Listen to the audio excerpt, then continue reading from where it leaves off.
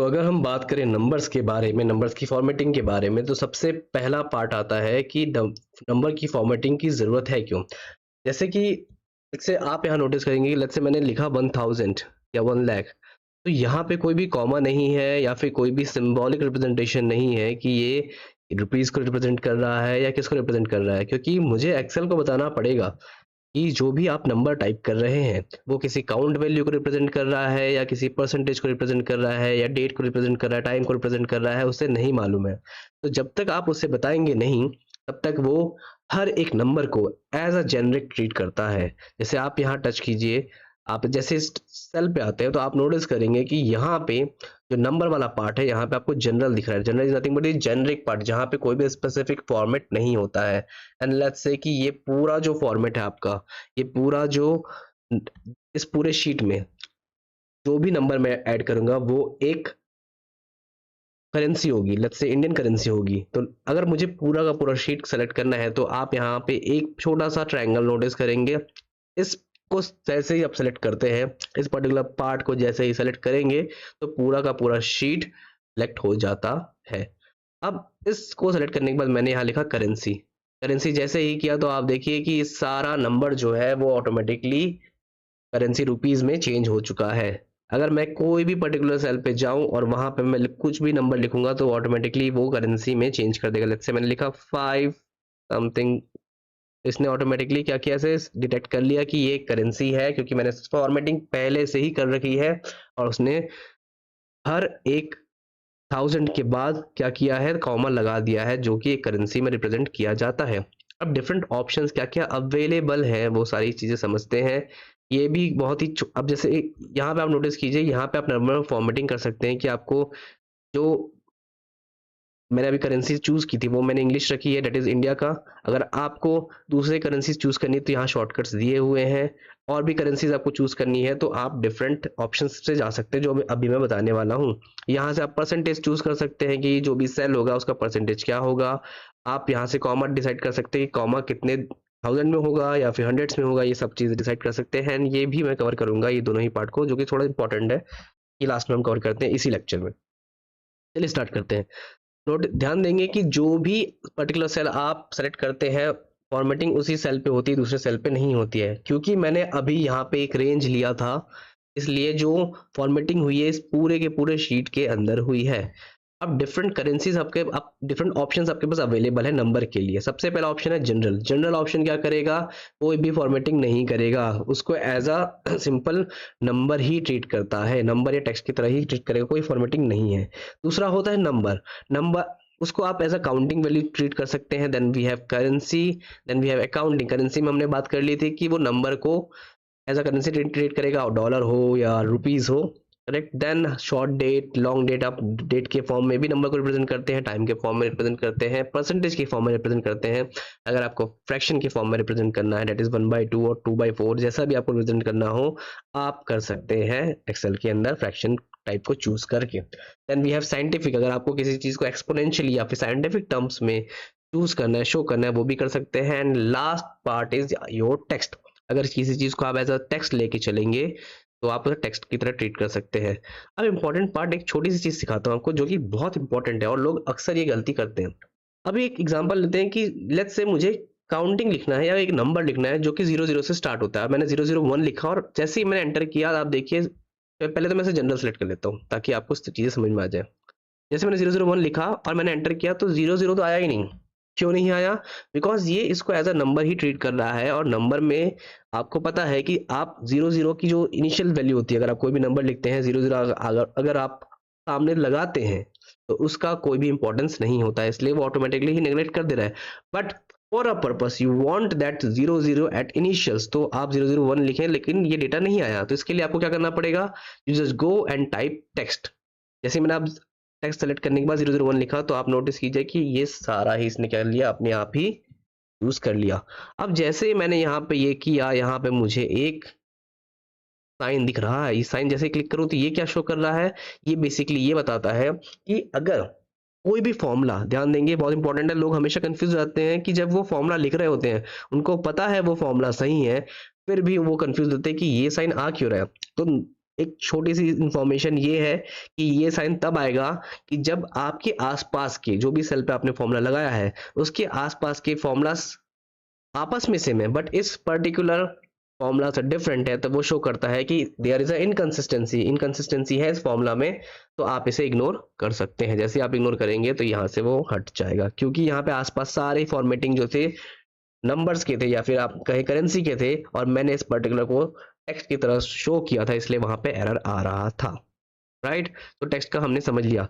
एक और छोटा सा पार्ट है जो अक्सर लोग मिस्टेक कर जाते हैं, वो ये है कि जब भी आप नंबर लिख रहे होते हैं, लेट्स से कई लोग जो इनिशियल बिगिनर्स होते हैं वो क्या करते हैं, वो नंबर्स को इस लेट्स से मैंने मुझे 1000 लिखा था, वो लिखेंगे 1,000 एंड एंटर करेंगे।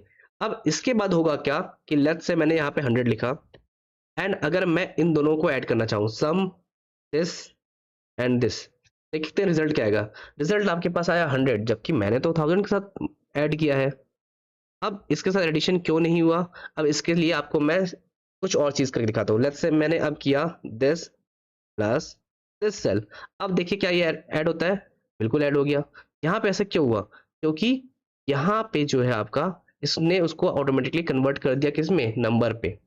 बट अगर मैंने यहाँ लिखा sum and this value close and enter, लेकिन यहाँ पे क्या हो रहा है, जैसे मैंने सम लिख के ये वैल्यू इसमें डाला तो उसने इस नंबर को लिया ही नहीं, क्यों, क्योंकि इसका फॉर्मेटिंग टेक्स्ट में है।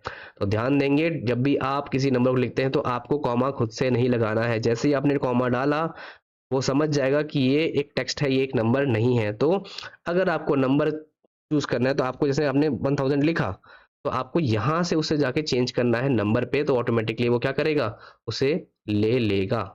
जैसे मैंने नंबर्स में कन्वर्ट किया, उसने एडिशन ले लिया, तो ये मिस्टेक्स आप नहीं करेंगे। ठीक है, अब और ऑप्शंस क्या क्या अवेलेबल है।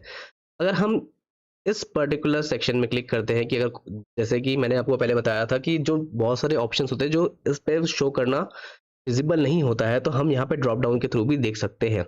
ये वही ड्रॉप डाउन है जो कि आपको alignment section and font section में देखने को मिला था। अलाइनमेंट एंड फॉन्ट सेक्शन भी आप यहीं से गए थे। तो अब नंबर की बात करते हैं कि कर जाते हैं, जनरल में हमने बात कर ली कि वो क्या करेगा, ये नॉर्मल टर्म्स में शो करेगा। नंबर्स में क्या करेगा, वो नंबर्स में आपको बताएगा कि आपको कितने डेसिमल्स चाहिए। अगर आपको किसी अगर आप अकाउंटिंग के बारे में बात कर रहे हैं, या लेट्स से आप फाइनेंस के बारे में बात करें जहाँ पे वैल्यू नेगेटिव हो सकती है, आप चाहते हैं कि वैल्यू पॉजिटिव रहे और रेड से शो हो, या नेगेटिव रहे तो रेड से शो हो, ये सारी चीज़ें ऑप्शंस आप यहाँ से सेलेक्ट कर सकते हैं। करेंसी के बारे में मैंने बता दिया, डिफरेंट करेंसीज आप यूज़ कर सकते हैं, again positive and negative number दोनों को चूज कर सकते हैं। एंड डिफरेंट कंट्रीज के लिए यहाँ पे सारे सिंबल अवेलेबल है। मुझे रुपीज़ चाहिए तो मैंने रुपीज़ किया। अकाउंटिंग स्कीम से रिलेटेड आपके पास सारे सिंबल यहाँ पे अवेलेबल होंगे। डेट से रिलेटेड अगर आपके पास डेट में किसी को चूज करना शो करना है, तो आप डेट के फॉर्मेट्स यहाँ पे देख सकते हैं कि अगर आपको सिर्फ डेट इस फॉर्मेट में चाहिए, या फिर लेट्स से इस फॉर्मेट में चाहिए, आप सिर्फ डेट एंड मंथ शो करना चाहते हैं वो भी कर सकते हैं, आप डे भी चूज कर शो करना चाहते हैं तो वो भी कर सकते हैं। सारी चीज़ें आप यहाँ से अचीव कर सकते हैं। इन द सेम वे अगर आप चाहते हैं टाइम को शो करना, सेकंड्स को शो करना, एएम या पीएम में वैल्यू को शो करना, वो सारी चीज़ें आप यहाँ से शो कर सकते हैं, चूज कर सकते हैं टाइम फॉर्मेटिंग से। Now the second part is percentage. Percentage अगर आपको शो करना है, कितने वैल्यूज डेसिमल का आप लेके परसेंटेज शो करना चाहते हैं, आप यहाँ से मैनिपुलेट कर सकते हैं। Now the third part is your fraction. Fraction का मैंने बताया था, अगर आपको फ्रैक्शन 1 डिजिट का शो करना है, 2 डिजिट का शो करना है, हाफ वैल्यू या क्वार्टर्स या 8 या 16 फॉर्म में शो करना है, वो सारी ही चीजें आप इस पर्टिकुलर पार्ट से शो कर सकते हैं। साइंटिफिक चीज के बारे में बताया, अगर एक्सपोनेंशियल या फिर साइंटिफिक फॉर्मूलेज को आपको डिनोट करना है तो आप यहाँ पे कर सकते हैं। टेक्स्ट के लिए हमने अभी बात कर ली। तो अगर हम बात करें इस पर्टिकुलर पार्ट की जो कि है स्पेशल पार्ट में क्या देखने को मिलेगा, स्पेशल पार्ट में आप डिफरेंट लोकेलिटी को चूज करके उसके डिफरेंट फॉर्मेट्स जो ऑलरेडी होते हैं उसको चूज कर सकते हैं। जैसे कि अगर अभी मैं यूनाइटेड स्टेट्स के अंदर हूँ, यूनाइटेड स्टेट्स में आपको एक सेक्शन मिल रहा है, दैट इज फोन नंबर। इस फोन नंबर में क्या होगा कि बेसिकली जब आप फोन नंबर चूज करते हैं, यूनाइटेड स्टेट्स में 3 डिजिट का कोड होता है, तो आप जैसे आपने कोई नंबर लिखा, लेट्स से 123456789, तो जैसे मैंने एंटर किया तो इसने ऑटोमेटिकली जो फर्स्ट 2 डिजिट को ऐसा क्या ले लिया, कोड ले लिया, ठीक है, जो इसका स्टेट कोड होगा। वैसे अगर आप इंडिया के लिखना चाहते हैं तो लेट्स से आपने 91 से शुरू किया, 91 देन लेट्स से 7852 कुछ भी हम एक नंबर लिख लेते हैं, एंड एंटर किया, तो वो ऑटोमेटिकली क्या कर देगा, शुरू के कुछ डिजिट्स को एज पर अमेरिकन स्टैंडर्ड्स वो क्या कर देगा, उसको आपके कोड के हिसाब से अरेंज कर देगा। आप अपने हिसाब से भी इसमें अपना खुद का फॉर्मेट बना सकते हैं। उसके लिए आपको क्या यूज करना पड़ेगा, उसके लिए आपको कस्टम यूज करना पड़ेगा। कस्टम में आपको डिफरेंट फॉर्मेट्स मिल जाते हैं किसी भी डेट में लिखने के लिए, किसी भी फॉर्मेट में लिखने के लिए। लेट्स से अगर आप चाहते हैं अब एक नंबर लिखना, बट नंबर लिखते हैं तो उसमें क्या होगा, लेट्स से आप इंडिया में हैं तो आप इंडिया में चाहते हैं कि जो नंबर हो ना, मैं सिर्फ नंबर टाइप करूँ ऑटोमेटिकली वो स्टेट कोड ले ले। लेट्स से 9 1 से हमारा स्टेट कोड स्टार्ट होता है एंड दिस के बाद मुझे नंबर चाहिए कितने डिजिट, 10 डिजिट, तो मुझे हैश लिखना पड़ेगा। मैं 10 टाइम्स हैश लिख दूंगा एंड इसके बाद जैसे ही मैं एंटर करता हूँ तो जो भी नंबर मैं अब टाइप करूंगा इस पर्टिकुलर सेल में वो ऑटोमेटिकली नंबर के टर्म्स में आ जाएगा, फोन नंबर के टर्म्स में आएगा with the our country code. एक बार ट्राई करते हैं। जैसे मैंने नंबर लिखा तो आप नोटिस कीजिए कि जैसे मैंने सिर्फ और सिर्फ ये नंबर्स ही टाइप किए थे ऑटोमेटिकली उसने स्टेट कोड ला लिया। तो आप कस्टम के थ्रू भी ये चीज अचीव कर सकते हैं। कस्टम पार्ट क्या करता है, कस्टम पार्ट आपको अलाउ करता है अपने फॉर्मूला खुद से, अपना फॉर्मूले का फॉर्मेट खुद से बनाने के लिए। ठीक है, कस्टम हम यहाँ गए, मैंने चूज किया दैट इज 00-000 एंड एंटर किया।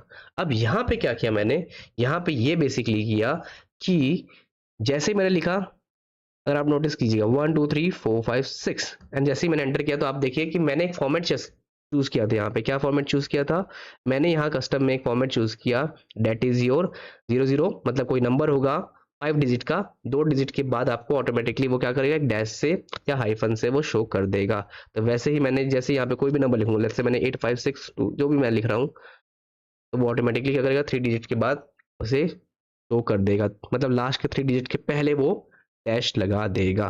तो this is all about the number formatting and next lecture में हम आगे की स्टाइल्स की फॉर्मेटिंग की बात करेंगे एंड डिफरेंट टाइप्स के हम डेटास पे भी डील करने वाले हैं आगे के लेक्चर्स में। तो बने रहिए and till then bye bye, have a good day.